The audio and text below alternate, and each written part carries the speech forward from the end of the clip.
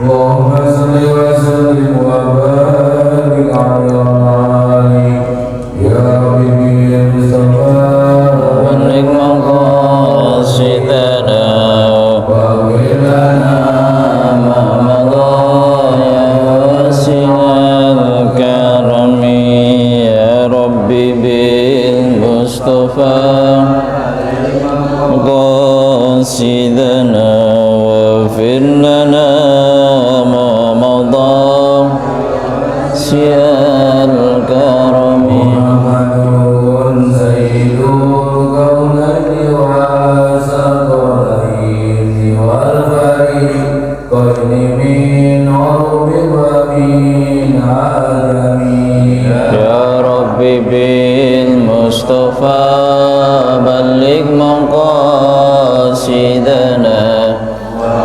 واغفر لنا ما مضى يا واسع الكرم هو الحبيب الذي ترجى شفاعته لكل هول من العوالم والدائم يا ربي بالمصطفى بلغ مقاصدنا واغفر لنا ما مضى يا واسع الكرم لا إله الله فالمستمسكون به مستمسكون بحق غير منفاسم يا ربي بالمصطفى بلغ مقاصدنا واغفر لنا ما مضى يا واسع الكرم يا الله يا الله يا رحيم بالمؤمنين صلى الله ربنا على نور المبين يا ربي بالمصطفى بلغ مقاصدنا واغفر لنا ما مضى يا واسع الكرم اللهم صل وسلم وبارك على صلوا على محمد اللهم صل وسلم وبارك عليه. Assalamualaikum warahmatullahi wabarakatuh.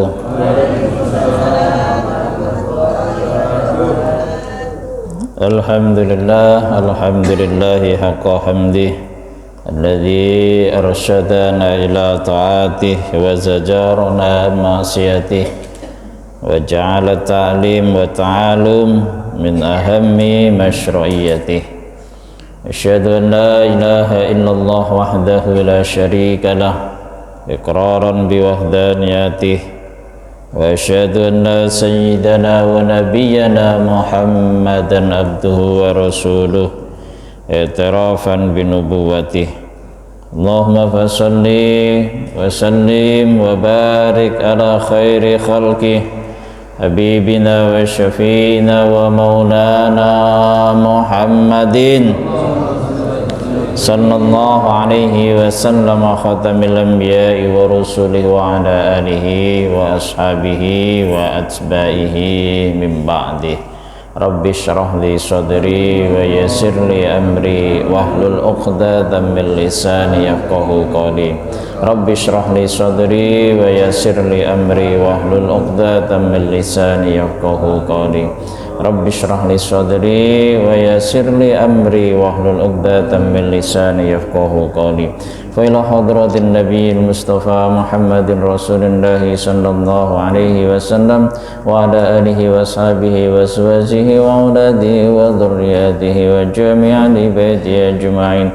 Summa ila jami' ikhwanihi minal anbiya wal mursalin wal awliya wasyuhada wassalihin wassahabati wat tabi'in wal ulama'il 'amilin wal mukhlisin wal musannifin wal mufassirin wa a'immatil arba'atil mujtahidin المجاهدين وجميع المجاهدين في سبيل الله رب العالمين والملائكة المقربين ونخصصا إلى مصنف هذا الكتاب الشيخ زينودين بن عبد العزيز بن زينودين المريباري أن الله يغفر له ذنوبه ويرحم درجاته في الجنة نفعنا الله به وبعلومه في الدارين لنا له ولهم الفاتحة أعوذ بالله من الشيطان الرجيم بسم الله الرحمن الرحيم الحمد لله رب العالمين الرحمن الرحيم مالك يوم الدين إياك نعبد وإياك نستعين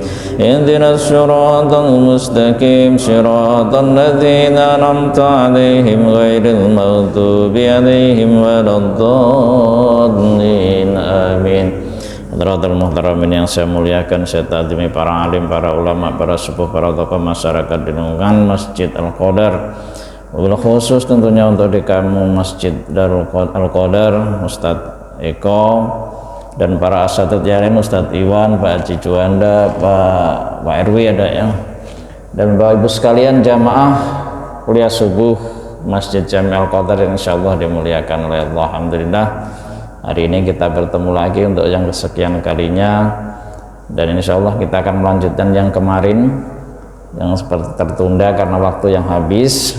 Seperti biasa, sebelum kita mulai kajian kita pada pagi hari ini, mari sekali lagi sama-sama kita baca suratul Fatihah. Mudah-mudahan kita semua yang hadir Allah kasih sehat, afiah, umur yang panjang, barokah, rezeki yang banyak, berlimpah, putra-putri yang solih dan solihah. Kapan kita berpulang kepada Allah, diberikan kematian kita yang husnul khatimah, ala hadin niyah wa ala kunniyatin solihah, wa ila hadratin nabiyil mustafa Muhammadin Rasulullah sallallahu alaihi wasallam. Al-Fatihah. A'udzu billahi minasyaitonir rajim. Bismillahirrahmanirrahim. Alhamdulillahi rabbil alamin arrahmanir rahim مالك يوم الدين إياك نعبد وإياك نستعين اهدنا الصراط المستقيم صراط الذين أنعمت عليهم غير المغضوب عليهم ولا الضالين آمين. Bapak Ibu sekalian, menyambung pertemuan sebulan yang lalu tentang salah satu hal yang bisa membawa kita kepada kekufuran adalah kita mempercayai, kita menuduh bahwa Ummul Mukminin kita, ibu kita Sayyidatina Aisyah itu pernah melakukan perbuatan selingkuh. Nah, ini terjadi pada waktu itu. Dalam sejarah disebut dengan hadisul ifki, berita bohong, berita hoak. Jadi hoak itu bukan zaman sekarang aja, zaman dulu, zaman Nabi aja udah ada hoak. Iya, ada hoak zaman Nabi malah parah ini. Jadi Nabi sampai gelisah. Mengapa? Karena hoak ini berlangsung lama. Masyarakat Madinah udah sangat resah. Sampai sebulan Nabi nunggu ayat, nunggu firman Allah, nunggu wahyu Allah yang menyatakan peristiwa ini benar atau tidak, itu tidak turun-turun. Sengaja Allah tahan untuk menguji kesabaran Rasulullah Shallallahu Alaihi Wasallam sama Sayyidatina Aisyah. Jadi bermula hoak ini, kisah Aisyah selingkuh ini, nah, itu pada perang Mustalik. Ketika pulang dari perjalanan perang Mustalik ke Madinah, di tengah jalan, udah saya ceritakan sekilas di pertemuan yang lalu, pas istirahat, pas Aisyah itu kan dapat giliran ini ikut perang bersama Nabi. Jadi kalau mau perang, mau berpergian, Nabi itu karena istri beliau lebih dari satu, diundi Bapak Ibu. Nah, diundi, kebetulan pas diundi, pas mau perang Mustalik ini yang keluar nama Aisyah. Nah, akhirnya ya namanya perempuan, apalagi istilahnya Rasulullah itu kan kalau udah zaman kita ya presiden Bapak Ibu. Di satu sisi beliau Nabi, di satu sisi kepala pemerintahan, presiden, panglima perang yang hebat, panglima perang yang handal. Maka istrinya namanya ibu presiden, ya kan? Ibu presiden ya diajak pergi ya ditandu, apalagi memang perempuan kan rawan, masa perempuan ikut jalan kaki. Akhirnya tandunya ditaruh di tandu, ditaruh di atas punggung onta. Nah, dalam perjalanan pulang dari perang Banu Mustalik ini, kemudian di tengah jalan ketika istirahat, Siti Aisyah keluar dari tandunya untuk ya suatu keperluan dalam satu riwayat untuk buang hajat kan. Terus kemudian setelah dia balik dia baru sadar, oh ternyata kalung pemberian ibunya itu nggak ada pas mau balik. Akhirnya apa, dia balik lagi ke tempat dia tadi berada buang hajat itu tadi untuk mencari kalungnya. Nah ternyata apa, pasukannya itu tidak menyadari bahwa ternyata Aisyah itu balik lagi, dikira Aisyah udah ada dalam tandu. Nah, udah dikira dia ada di dalam tandu, tandu diangkat, dinaikkan ke dalam unta, dinaikkan di atas unta, terus jalan, diinstruksikan jalan oleh Rasulullah. Mengapa waktu itu buru-buru? Karena pada masa itu ada seorang munafik yang kerjaannya itu bikin gara-gara terus, bikin isu terus. Sebelum peristiwa Aisyah itu hampir aja itu antara sesama muslim berantem gara-gara rebutan air pas habis perang dari Bani Mustalik ini. Makanya Rasulullah ambil keputusan istirahatnya yang asalnya agak panjang, udahlah buruan aja biar sampai ke Madinah. Ini ada orang, kalau bahasa kita orang yang, kalau orang Jawa bilang yang ures-ures, suka bikin ribet lah, suka bikin isu macam-macam. Akhirnya pengadaan perjalanan, pasukan ini nggak sadar kalau ternyata Aisyah itu belum ada di dalam tandu, terus jalan aja. Nanti pengakuan Aisyah sendiri itu nanti setelah peristiwa ini berlalu, Aisyah masa sih orang-orang ke pasukan itu nggak sadar kalau kamu itu belum ada di dalam tandu, kata Aisyah. Pada masa itu perempuan Arab itu lagi seneng namanya langsing. Jadi waktu zaman itu orang-orang perempuan Arab itu nggak ada yang gemuk, Bu, langsing-langsing semua. Jadi Aisyah ini langsing. Jadi kata Aisyah, ya karena saya langsing orang mungkin nggak merasa, karena saya ringan, karena saya langsing maka orang nggak merasa yang ngangkat tandu itu kalau saya belum ada di dalam tandu, kata Aisyah. Mungkin mereka nggak merasa karena saya emang waktu itu sedang langsing-langsingnya, kata Aisyah. Jadi begitu diangkat nggak tahu. Akhirnya dalam perjalanan pasukan itu udah jalan, Aisyah balik lagi ke tempatnya, waduh udah nggak ada nih. Pada kemana nih, bingung dia. Tapi dia Aisyah adalah orang yang cerdas. Aisyah itu sangat cerdas Bapak Ibu. Maka dalam riwayat banyak disebutkan, seperti kita sebutkan dulu, sampai apa aja pada apal saya itu. Banyak apal hadis saja Aisyah itu, periwayat hadis terbanyak keempat. Dan dalam ilmu fikih dia paling hebat. Maka sudah dirujukan para sahabat ketika masih hidup. Akhirnya dia memutuskan apa? Saya akan menunggu pasukan kaum muslimin atau Rasulullah barangkali nanti menyadari bahwa saya nggak ada di tandu, pasti dicari mas saya. Nyarinya pasti di tempat kita beristirahat tadi. Maka dia nungguin di situ, nungguin tempat beristirahat pasukan tadi. Tapi yang namanya Aisyah, lagi-lagi Aisyah itu masih muda, orangnya itu teledor. Dan orang muda itu kan kadang begitu, kurang perhitungan, agak teledor, apalagi emang kecapean juga. Akhirnya apa, nungguin di situ itu malah dia ketiduran. Nungguin di tempat yang dia istirahat tadi malah dia ketiduran di situ. Padahal kan sangat bersiko, seorang perempuan cantik lagi masih muda ketiduran di jalan. Nah kalau yang nemu orang baik, lah kalau nemu stapeko kan bahaya juga nih. Ini ketiduran di situ tat. Aisyah itu ketiduran di jalan, di tempat beristirahat. Untung pada saat itu ada seorang pasukan muslimin yang memang ada suatu urusan, dia datang belakangan. Namanya Sofwan bin Mu'attal As-Sulami. Orangnya ini solih banget, orangnya ganteng, soleh, pendiam. Ini Sofwan bin Mu'attal As-Sulami. Akhirnya dia kaget pas dia lewat tempat itu, ada Aisyah di situ ketiduran. Nah pas dia mengenal Aisyah itu, kadang ketika ayat hijab itu belum turun, Sofyan bin Mu'attal ini pernah melihat wajah Aisyah. Oh dia ini, oh ya Allah, dia kaget, innalillahi wa inna ilaihi rajiun. Kagetnya dia membaca kalimat tarji. Ini ternyata ibunda Aisyah ketinggalan di sini. Akhirnya apa? Dibawalah ini, namanya perempuan naik onta nggak bisa naik ke atas ontanya kan tinggi tak? Inilah seorang Sofwan bin Mu'attal itu luar biasa tawaduknya, menjaga dari hal-hal yang tidak ringan, cara menaikkan Aisyah nggak dipegang sama Sofwan bin Mu'attal. Kalau kita mah kesempatan ya Tat ya. Dia angkut ke atas, dinaikin, ngambil kesempatan, mencuri-curi kesempatan gitu. Sofwan bin Mu'attal ini enggak, emang orang jujur, orang baik. Aisyah ini kemudian cara menaikkan ke apa, untanya ditidurin Tat. Disuruh Aisyah, kalau orang sapi bilang suruh jerum ya Tat ya. Ya, suruh jerum, duduk, ditidurin gitu. Kudanya disuruh ini, baru Aisyah naik. Kemudian Sofwan bin Mu'attal yang membimbing, yang menuntun untanya itu. Akhirnya dituntunlah unta ini untuk mengejar pasukan yang udah di depan. Akhirnya apa? Dapat disusul. Akhirnya sampai kepada rombongan. Nah, disinilah kemudian orang munafik, rajanya munafik, namanya Abdullah bin Ubay bin Salul, yang memang pengen masyarakat muslim itu resah, kacau balau, dapat kesempatan. Wah, asik nih, gua dapat bahan gosip, kata dia.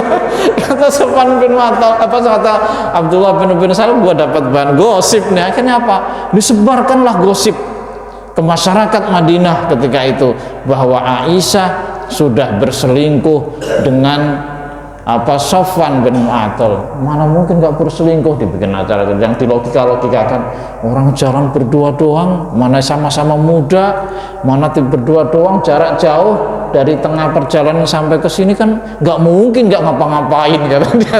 Pokoknya disebar-sebar yang jelek-jelek itu. Akhirnya masyarakat Madinah resah. Masa ya Aisyah selingkuh, ya kasihan bener sama Nabi. Itu yang belain Nabi, yang belain ini nggak mungkin lah, kata yang ini. Tapi kalau yang ini ya ngompor-ngomporin malah, iya kali emang bener, masa sih nggak ngapa-ngapain, orang perjalanan lama. Akhirnya apa? Berita gosip ini kemana-mana, seluruh Madinah geger. Aisyah sendiri ketika habis kejadian itu nggak sadar kalau dirinya jadi bahan gosip, karena habis dari perjalanan itu beliau sakit.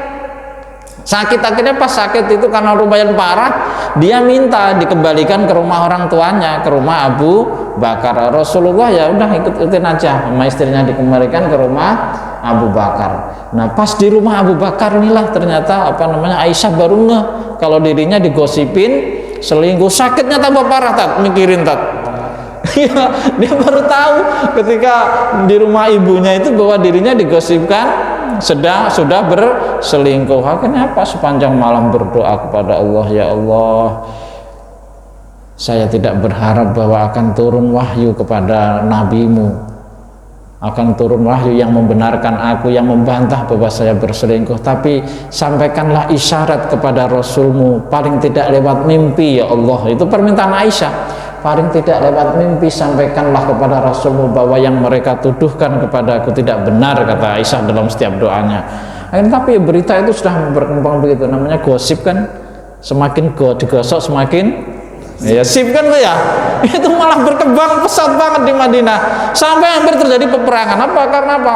Banyak orang-orang yang terpengaruh oleh gosip itu, bahkan sahabat-sahabat yang lurus itu terpengaruh, seperti sahabat Mistah bin Usasah, sepupunya Abu Bakar. Ya kalau kita uaknya sendiri, encangnya Aisyah itu terpengaruh, malah menjelek-jelekin Aisyah juga tuh. Bayangin tuh, omnya sendiri ikut jelek-jelekin, ikut nyebarin gosip bahwa Aisyah sudah berselingkuh. Terusan Hasan bin Sabit, ini bukan orang sembarangan, terpengaruh juga ikut nyebarin gosip itu. Hasan bin Sabit, padahal Hasan bin Sabit itu penyair zaman Rasulullah, penyairnya Rasulullah, pujangganya Rasulullah, itu ikut nyebarin juga. Terus Hannah binti Jahsh, sama saudaranya, masih ada kerabat dengan Nabi, menyebarkan. Akhirnya apa? Nabi sebagai manusia biasa bingung.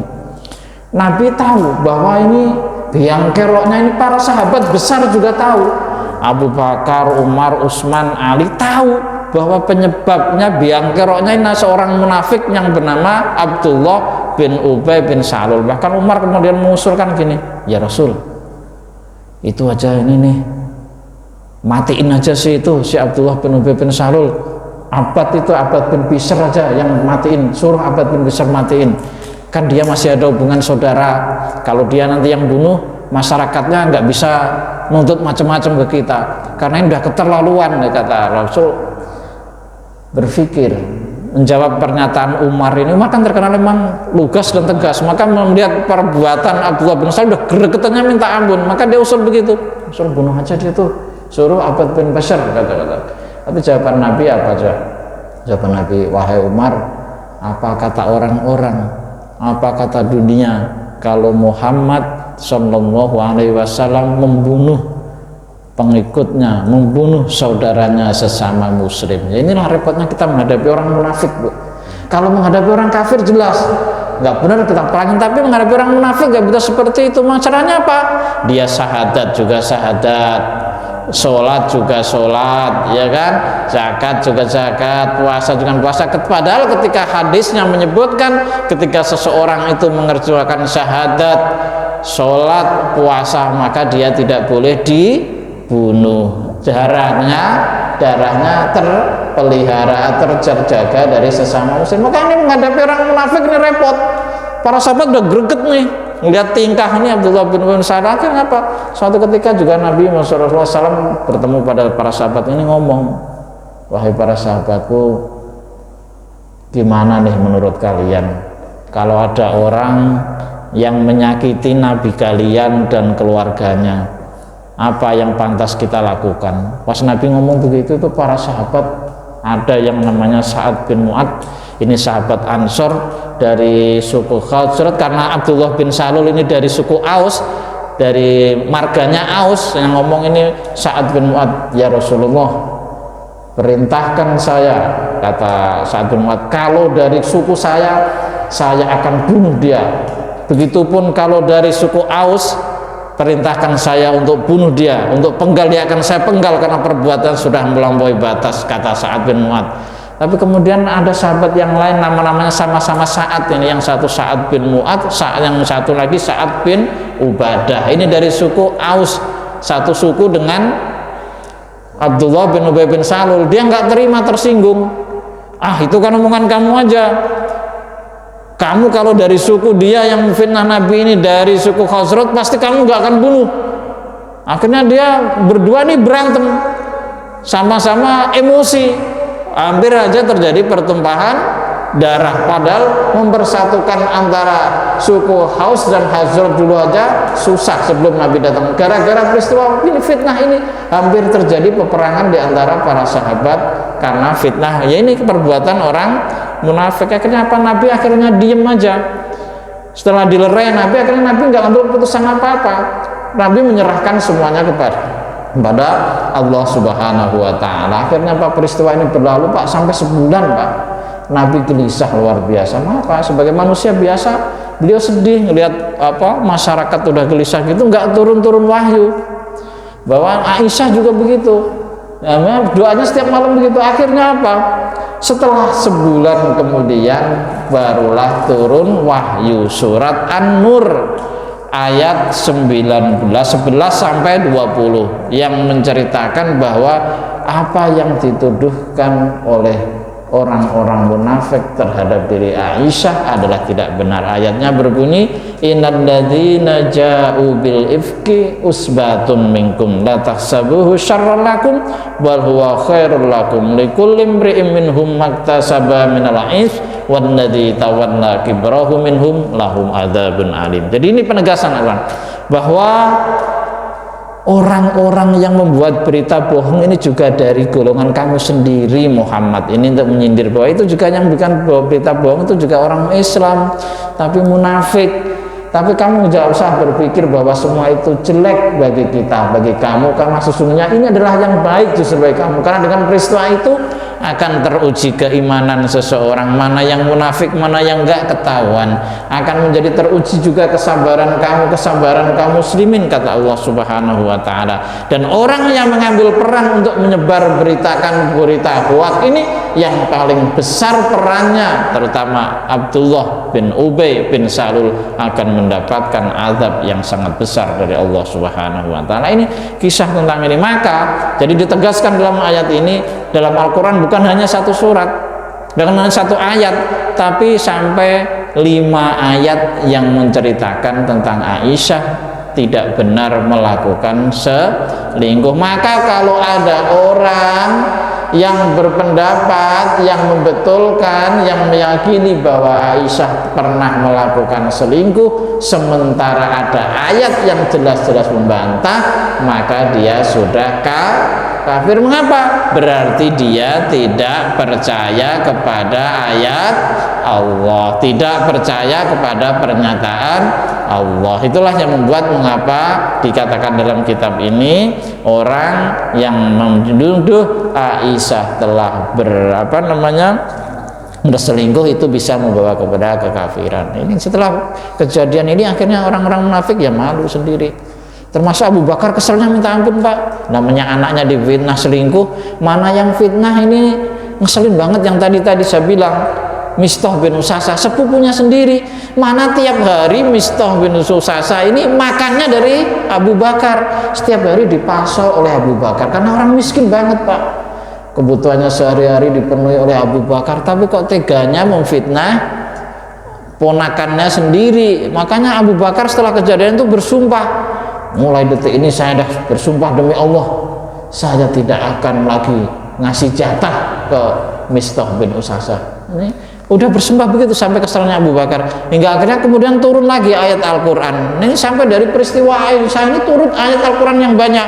Kemudian turun Al-Quran surat An-Nur 22, wala ya'tali ulul fadli minkum wasa'a ayyutu ulil qurba wal masakin wal muhajirina fisabilillah. Turun ayat itu, Pak. Kemudian orang yang beriman nggak boleh lah gitu, kalau bahasanya nggak boleh sumpah gitu, namanya orang miskin, orang nggak punya ya dibantu kata Allah. Apalagi ada hubungan ulul qurba, hubungan ke kerabat. Tapi itulah kadang-kadang orang itu diantara kita ada yang seperti itu kan, Pak ya, udah miskin ngeselin lagi. Kadang-kadang udah ada orang yang begitu, kadang ini ada ini cerita ini ada, udah ngeselin banget, dibantu tiap hari tapi bukan berterima kasih, tapi malah ngeselin sama yang bantu. Ini ya Mistah ini loh, ini benar-benar kejadian sampai disinggung dalam Al-Quran gitu, namanya Mistah bin Usasa, dibantu tiap makan kebutuhannya sehari-hari dipenuhi oleh Abu Bakar, tapi begitu gitu loh. Malah giliran Abu Bakar dapat musibah, ikut-ikut yang bikin rusuh, yang bikin menfitnah, itu namanya Mistah bin Usasa. Itu sampai kemudian turun tadi ayat wala ya'tali ulul fadli minkum wasa'a. Ini kisah ini luas, makanya sampai turun berayat-ayat, banyak ayat ini kok kita membenarkan bahwa Aisyah sudah berselingkuh, menurut kitab ini kita sudah bisa menjadi orang kafir. Maka kita tetap berhati-hati. Baik, kita lanjut. Nanti kalau cerita terus sudah habis waktunya, belum baca kitab. Nanti kita sampai nanti kali ada lagi kisahnya. Tapi ini memang karena terkait dengan materi kita. Bismillahirrahmanirrahim. Qala al-musannifu rahimahullah taala. Nafa'anallahu bi wa bi ulumi fid dharaini amin. Jadi tadi yang termasuk bisa membuat kita jatuh pada kafiran adalah kita menuduh Aisyah sudah berselingkuh. Lalu apalagi yang bisa membawa kita kepada kekafiran? Ayudain nubuwah. Yang bisa memburuh kepada kafiran adalah kita mengaku-ngaku menjadi nabi. Kok saya nabi nih. Karena ada di sekarang banyak Indonesia ini pokoknya paham aja apa laku, enak dari orang Indonesia itu membawa paham apa aja laku. Kan berapa kali di Indonesia ada orang mengaku menjadi nabi, Bu ya? Iya, jangan kenceng-kenceng tetangga. Itu almarhum juga begitu, tetangga kita ya pernah mengaku jadi itu. Kalau di sini malah nggak terkenal dulu, tapi di luar terkenal, di luar Depok itu. Pengikutnya lumayan banyak itu beliau itu dulu. Ya, yang beliau itu kan pengikutnya lumayan banyak, dapat wahyunya mengakunya di Gunung Sindur ya kan. Pas beliau menyendiri di sana dapat wahyu di sana, tapi banyak di luar beliau banyak. Di Jawa, di Jogja ada, di Sunda ada, di mana-mana ada. Tapi itu kalau ada orang mengaku dirinya menjadi nabi, itu juga disebut dia sudah menjadi kafir. Tapi Indonesia tuh gitu enaknya, Indonesia ada ngaku jadi nabi juga banyak. Dulu yang menggandakan uang itu siapa? Dimas itu siapa? Kanjeng Dimas, itu sama juga itu. Pokoknya kalau ada orang aneh-aneh itu Pak, Indonesia paling gampang, Pak. Apalagi dia punya kelebihan, mengaku punya kelebihan tertentu, bisa menarik orang, itu ngaku gitu pasti banyak pengikutnya itu. Bahkan Kanjeng Dimas dulu yang percaya kan banyak banget menggandakan uang. Sampai seorang ketua MUI loh Pak, profesor doktor itu percaya loh Pak. Marwah Daud Ibrahim itu kan orang bukan sembarangan, itu percaya gitu loh. Saya herannya itu begitu. Tapi itulah di Indonesia, kalau yang ada aneh Ustaz ngaku aja, ntar ada pengikutnya, itu zamannya kan banyak. Nah Musailama al-Kadzdzab juga kan begitu dulu, pengikutnya banyak, dia pinter, orangnya alim, istilahnya kalau di kaumnya alim, terus dia juga bisa sihir, bisa ini, orang ngaku nabi diikutin banyak orang juga. Tapi itulah tanda-tanda akhir zaman. Jadi kalau ada orang mengaku menjadi nabi, itu dia sudah kafir. Bukan hanya yang ngaku menjadi nabi yang bisa membuat kafir, imannya di sini kafir, imannya menjadi rusak artinya ya. Enggak kafir langsung harus dibunuh, itu enggak kalau yang ini. Tapi ada menjadi imannya menjadi rusak atau rusak total. Terus apa? Yusaddiqu mudda'iha, atau orang yang membenarkan yang mengaku-ngaku jadi nabi, itu juga sama. Bukan hanya yang ngaku, pengikutnya juga sama Tat. Sudah menjadi kafir. Ada, makanya kalau ada orang ngaku nabi terus yang percaya, itu sama aja, biarpun dia nggak mengaku tapi memang mengakui, itu kan berarti dia mempercayai bahwa setelah Nabi Muhammad ada nabi lain. Itu nggak boleh. Jadi orang yang mengakui, orang yang mengaku-ngaku sebagai nabi, membenarkan, itu juga termasuk orang yang telah menjadi kufur imannya. Terus apalagi orang telah menjadi kufur apa? Wa ka'ayyardha bil kufri, juga orang yang ridho atau apa membenarkan dengan kekufuran. Contohnya apa? Ka ikrahi muslimin alaihi.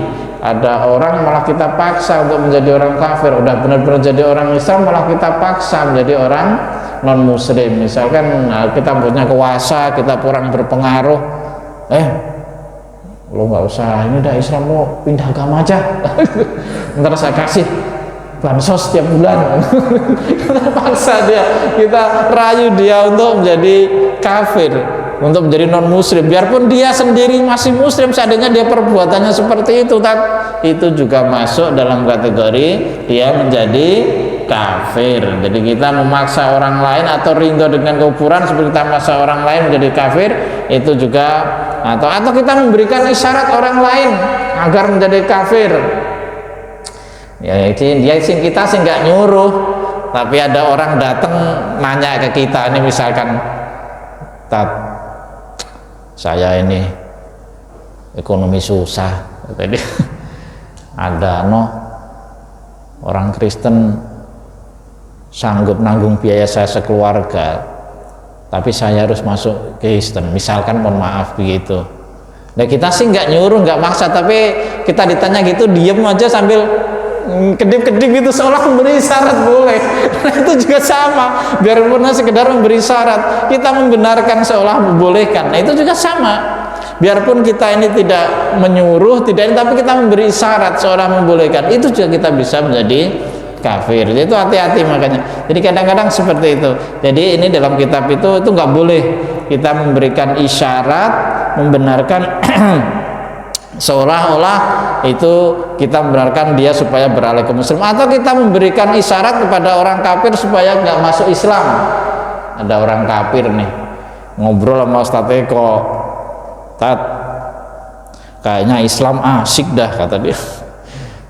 Kalau lebaran rame, kalau korban dapat daging, ya kan? Kalau mau lebaran dapat zakat fitrah, kata yang non muslim. Kayaknya saya pengen masuk Islam dah, Tat, kata-kata.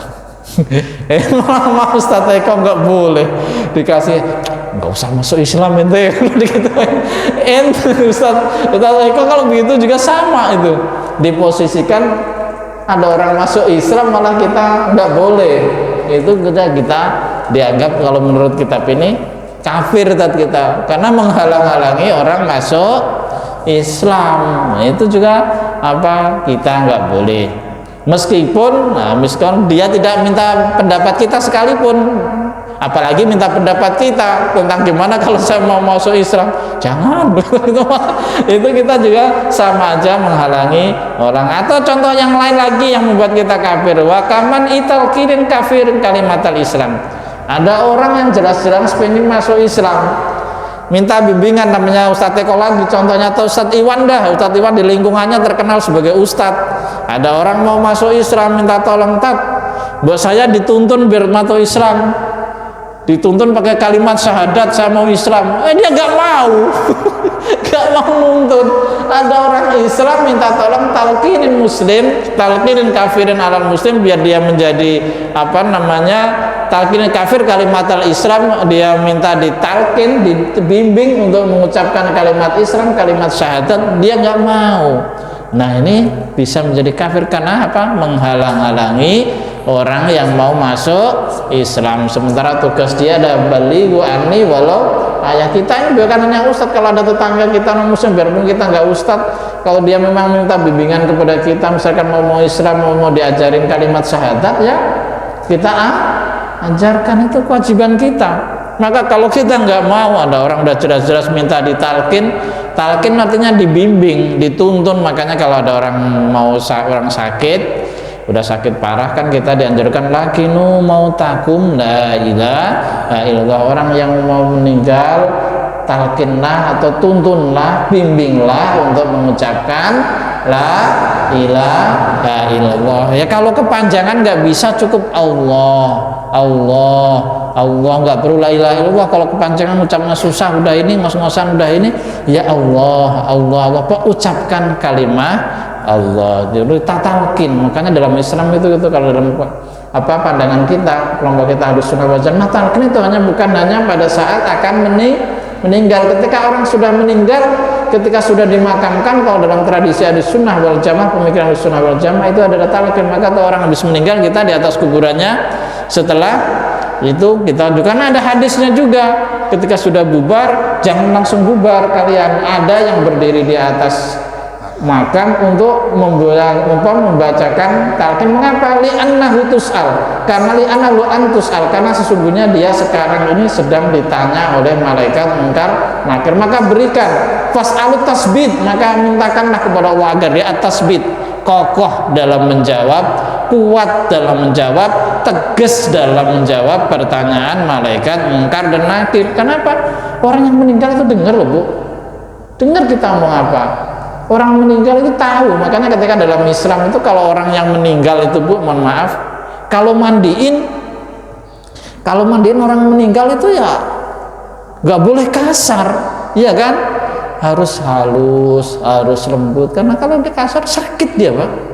Dia tahu. Maka jenazah itu kan kita diperintahkan dalam Islam untuk dimuliakan, nggak boleh kita apa-apa jenazah, karena manusia itu, karena orang meninggal itu tahu. Hanya pindah alam aja, ruh itu kan nggak pernah mati, bas jasadnya aja yang mati, tapi ruh dia tetap ada. Bahkan dalam kitab I'anatul Thalibin itu disebutkan, ini saya bacakan sedikit dalam kitab I'anatul Thalibin, bahwa anna arwahal mu'minin ta'ti kulla yaumin ila sama'i dunya wa zakifu bihidai buyutiha. Jadi kalau dalam kitab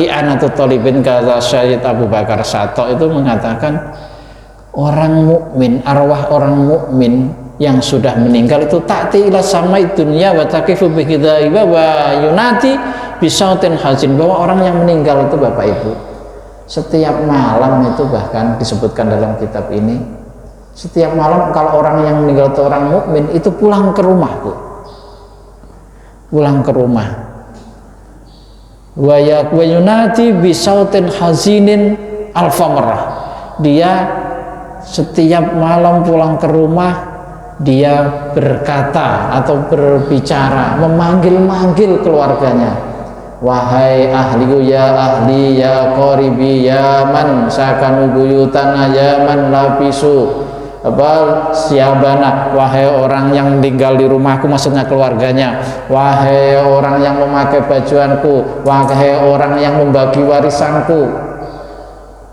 kasihanilah aku, kata dia.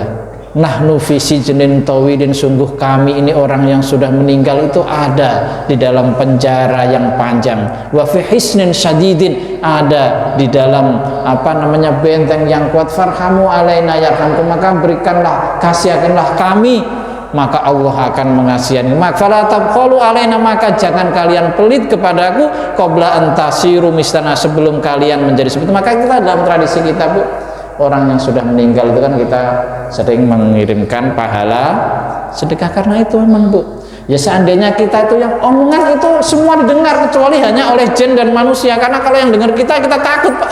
Tiap malam dipanggil kita lari, nggak bisa tidur. Tapi binatang, tumbuhan itu bisa mendengar suara dari orang yang sudah meninggal. Maka kata dalam hadis kan ada itu, kalau kamu mendengar suara ayam jantan berkokok, maka aminkanlah, karena dia sedang melihat malaikat. Tapi kalau kamu mendengar suara keledai atau serigala menggonggong, fasta'id billah, mohonlah perlindungan kepada Allah, karena dia melihat sesuatu yang tidak kalian lihat. Maka ya semua barengan, kayak kita melihat kok tahu-tahu binatang piaraan kita kan kadang gitu Pak ya, nggak ada apa-apa terus kayak marah sendiri, apa itu dia melihat sesuatu maka kita harus kemudian memohon perlindungan kepada Allah. Jadi insting binatang itu bisa membaca sesuatu yang kadang kita lihat, karena memang begitu. Di situ mana? Jadi semua kadang jeritan alam kubur itu binatang sama tumbuhan tahu, tapi manusia tidak bisa mendengar. Termasuk tadi arwah orang yang sudah meninggal ketika pulang, selain jin dan manusia tahu, bisa mendengar apa yang disampaikan. Karena kalau kita bisa mendengar, kita yang takut Pak, ya kan, kita yang repot. Tapi itu sengaja Allah jadikan ya, tapi itu makanya kita dalam Islam itu meskipun orang tua kita sudah berpulang, kita biasa tuh seperti tradisi kita di Jumat gitu, ada sedekah, pahalanya kita sumbahkan untuk orang yang sudah meninggal. Sampai enggak Bu kayak gitu Bu? Sampai enggak Bapak Ibu? Sampai. Hadisnya banyak, hadis sahih. Ceritanya dari Aisyah, riwayat Aisyah, ada datang tuh seorang laki-laki mengadu kepada Rasulullah, ya Rasulullah, ibuku sudah meninggal, tapi seandainya bisa dikatakan kalau ibuku masih bisa berkata sekarang ini, pasti dia akan bilang, wahai Cung, tolonglah sedekah buatku. Nah seandainya saya bersedekah untuk atas nama ibuku yang sudah meninggal, apakah sampai ya Rasulullah? Dijawab oleh Nabi, sampai sedekah itu akan sampai kepada ibu. Ibnul Qayyim al-Jauziyah dalam kitabnya Ar-Ruh itu juga mengatakan bahwa hadiah terindah bagi orang yang sudah meninggal itu ada 4. Udah pernah saya sampaikan belum Tat? Belum. Hadiah untuk orang yang sudah meninggal itu ada 4 tuh, hadiah terindah. Kalau hadiah untuk orang yang masih hidup mah ya yang disenangi aja yang paling indah. Ya kalau istri kita ulang tahun kita kasih hadiah apa Tat? Cincin. Kita kasih hadiah apa Tat? Apalagi? HP. Kita kasih, kita ajak jalan-jalan, makan-makan. Nah itu hadiah yang terindah untuk orang yang sudah masih hidup. Tapi hadiah untuk orang yang meninggal itu ada 4. Jadi hadiah terindah untuk yang orang sudah meninggal, kata Ibnul Qayyim ada 4. Yang pertama apa kata Ibnul Qayyim? Kata Ibnul Qayyim yang pertama adalah as-sodaqoh. Tadi kita sampaikan. Yang kedua adalah yang pertama adalah as-sodaqoh. Ini yang paling cepat. Pokoknya pahala yang paling cepat kalau kita ingin mempersembahkan untuk keluarga kita yang sudah meninggal itu sedekah. Itu nasnya kuat, dalilnya sahih. Yang paling cepat itu sedekah. Makanya gitu, kita kirimkan untuk pahalanya, kita tujukan untuk ini. Maka kata tadi, arwahnya kalau dia bisa kita dengar bicaranya, la tabkhulu alaina qabla an tasiru mistana. Janganlah kalian wahai orang yang hidup, keluargaku, para keluargaku, yang kalian menikmati harta warisanku, yang kalian menempati rumahku, yang kalian mendapatkan segala peninggalanku, jangan pelit sama aku sebelum kalian seperti aku. Ini kalau orang yang sudah meninggal itu ngomongnya begitu Bapak Ibu. Kalau kita bisa dengar itu seperti itu, maka kita kalau punya keluarga yang meninggal jangan pelit. Kita kasih sedekah semampu kita ya. Kalau 5.000 bisa, jangan nggak mesti ke masjid. Kalau kita mohon maaf Bapak Ibu, misalkan hanya punya duit 5.000, ada anak di jalan, anak-anak di pinggir jalan yang itu orang nggak ada, itu anak-anak gelandangan, itu kita kasih 5.000 sedekah. Kita niatkan untuk orang tua kita yang sudah berpulang, sampai juga Bapak itu ke masjid, sampai bagus untuk dirasakan semua lebih banyak orang karena untuk operasional masjid. Tapi seandainya per orang, misalnya ketemu tetangga, punya tetangga kita nggak mampu, kita punya beras 2 liter lebih, kita kasih, pahalanya kita perniatkan untuk yang sudah meninggal, sampai Bapak Ibu Jadi kata Ibnul Qayyim, hadiah terindah adalah yang pertama sedekah. Terus yang kedua apa? Yang kedua adalah ad-du'a, istighfarul lahum. Jadi kita memohonkan ampun. Makanya Bapak Ibu, kalau kita habis sholat, jangan pernah lupa untuk mendoakan orang tua kita. Makanya kan tadi diajarin Rabbighfirli wali walidayya warhamhuma kama rabbayani shaghira. Ya Allah, ampunilah aku, ampunilah kedua orang tuaku, sayangilah mereka sebagaimana mereka menyayangiku sewaktu kecil. Nah, ini doa-doa ya. Nah, kenapa? Enggak apa-apa, yang penting kita memohonkan ampun untuk kita, untuk orang tua kita. Itu kan disitu juga sama Rabbighfirli, tambah dunubi nggak apa-apa, nggak ada dunubi nggak apa-apa. Namanya Rabbighfirli berarti ampunilah aku, berarti udah otomatis minta diampuni dosanya. Jadi begitu. Jadi itu yang kita utamakan tadi. Terus kita memohonkan ampun, terus mendoakan tadi, memohonkan ampun orang tua. Kalau ada dosanya kepada sesama manusia, kita mintakan maaf. Kita mintakan ampun juga kepada Allah. Itu terus yang terakhir tadi, yang pertama sedekah, memohonkan ampun kepada orang tua, baik kepada manusia kalau memang ada pernah kesalahan, atau memohon ampun kepada Allah. Setiap kali kita berdoa, mohon ampunan untuk orang tua kita. Terus tadi doa secara umum, doa ampunan, doa kebaikan, macam-macam. Doa ringankanlah, misalkan hisab orang tua saya, tempatkanlah di tempat yang terbaik. Itu bagian dari, maka kalau kita ada orang meninggal kan suka begitu, ya Allah, terimalah, ampunilah dosa-dosanya, terimalah amal ibadahnya, tempatkan dia di tempat yang terbaik di sisinya. Terus yang terakhir ini Bapak Ibu, mohon maaf, empat hadiah terindah. Yang terakhir ini kalau Bapak Ibu mampu, ini yang paling termasuk yang terbaik adalah al-hajju. Kalau Bapak Ibu punya rezeki, punya duit cukup, punya orang tua kok sudah meninggal, apalagi dia belum berhaji, hajikan orang tua yang sudah meninggal. Ada sebutannya haji badal. Nah, ini kalau kita punya rezeki, itu orang tua akan senang banget, menjadi kado terindah dari anak-anaknya. Wa inna hadiyatal amwat ilal ahya al istighfar, termasuk ini haji. Jadi itu hadiah terindah dari orang yang masih hidup. Tadi kalau ini punya, ya kita umrohkan, kalau belum pernah umroh. Yang pertama yang penting kalau bisa hajikan, haji badal. Nah itu kalau kita mampu melakukan itu, maka insya Allah orang tua kita mendapatkan kebaikan, dan kita selaku anaknya ini dicatat oleh Allah sebagai orang yang berbakti. Dan apa? Keberbaktian kepada orang tua itu Bapak Ibu tidak berhenti ketika orang tua itu meninggal. Enggak. Jadi orang tua itu meskipun meninggal, kita tuh tidak terputus. Sarana kita berbakti itu tidak selesai ketika orang tua kita sudah meninggal. Kewajiban berbakti kepada orang tua itu tidak habis ketika orang tua kita sudah meninggal. Meskipun orang tua kita sudah meninggal, itu tetap bisa berbakti. Dalam hadis disebutkan, ya Rasulullah, hal baqiya memberi waladaya syai'un min ba'di mautihima. Ya Rasulullah, apakah ada sesuatu yang bisa saya lakukan untuk orang tua saya yang sudah meninggal sebagai wujud berbakti saya kepada saya orang tua yang sudah meninggal? Dijawab oleh Rasulullah, ada 4 hal.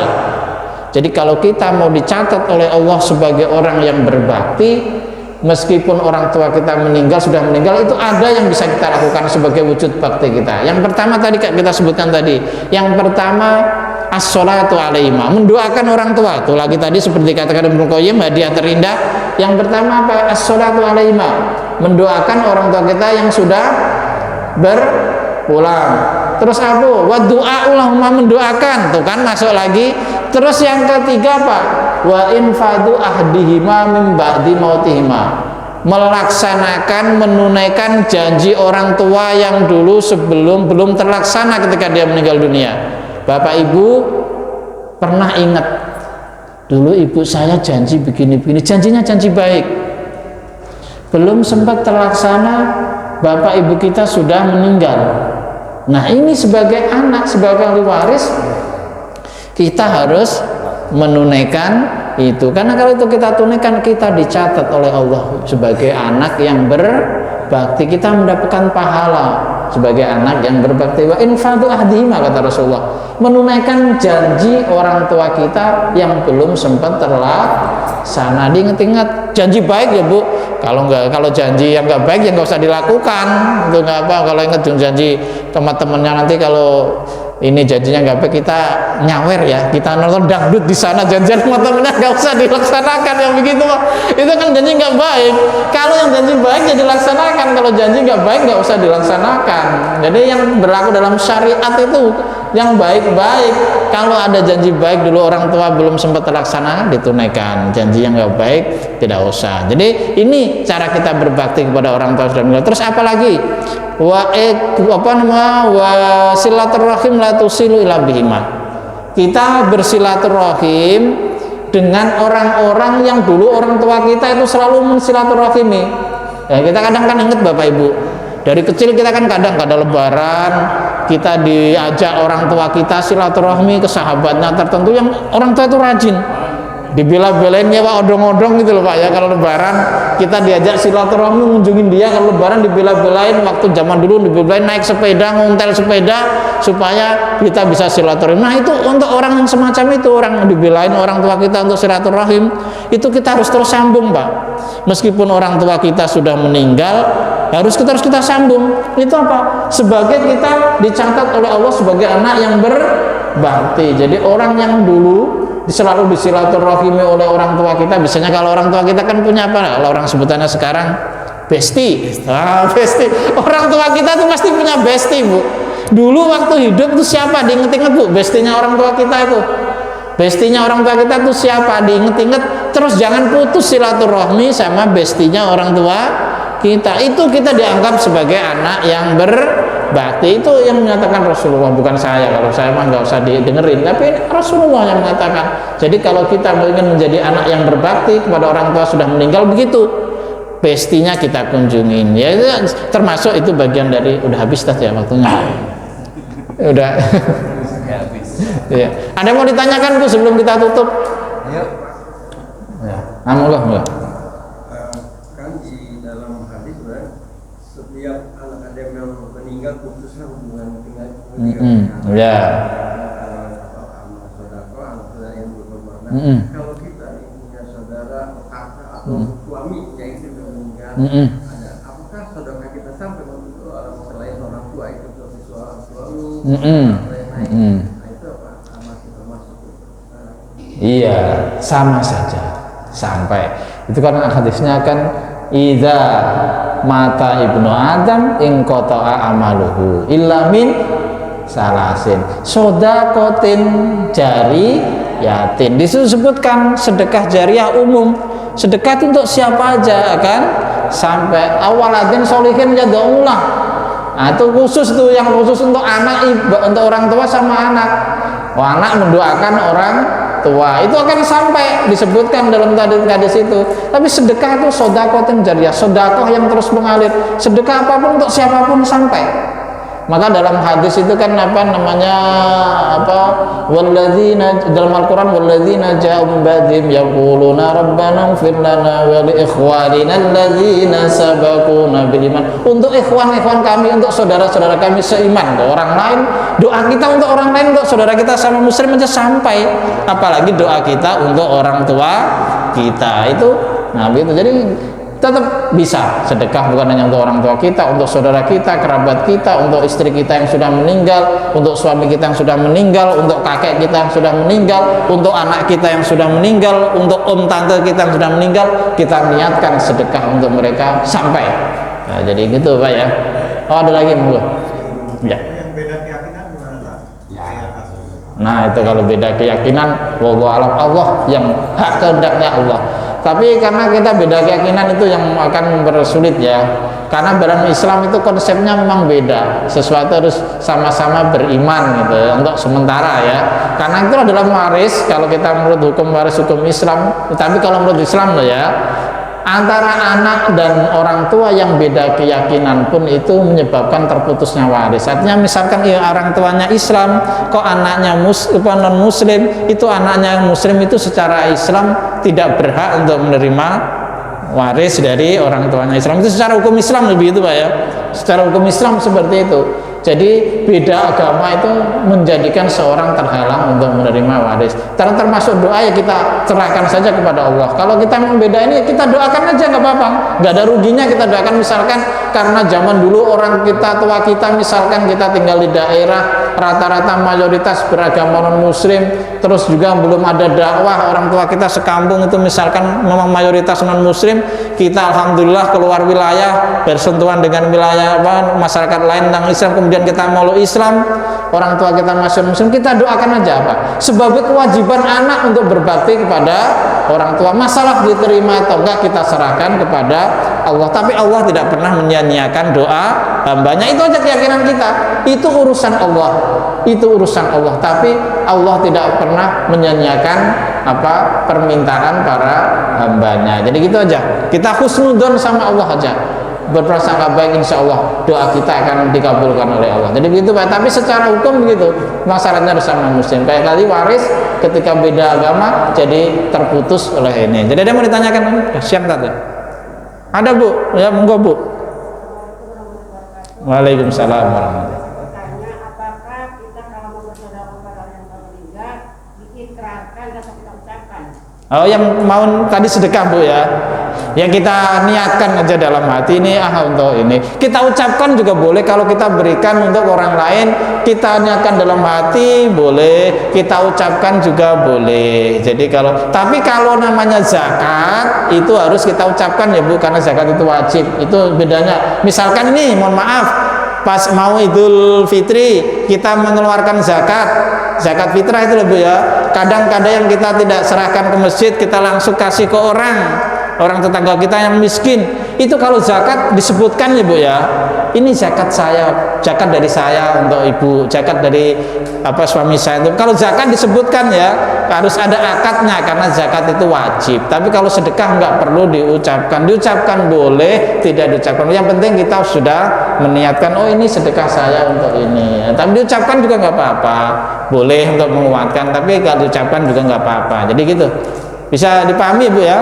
Nah, tutup. Udah siang. Nanti kalau bab yang sholat, ini nanti kan ada sholat, ada macam-macam. Nanti saya buka pertanyaan, bacanya sebentar, pertanyaannya nanti banyak. Nanti yang terkait dengan sholat, keseharian kita itu sholat, puasa, zakat, nanti ada. Tapi masih belakang Pak. Tapi nanti ada di kitab ini lengkap. Ada sholat, ada zakat, nanti belakang. Jadi nanti kita buka pertanyaan yang agak banyak kalau pas bagian sholat itu, nanti kita buka pertanyaan. Baik ya, cukup Bapak Ibu ya.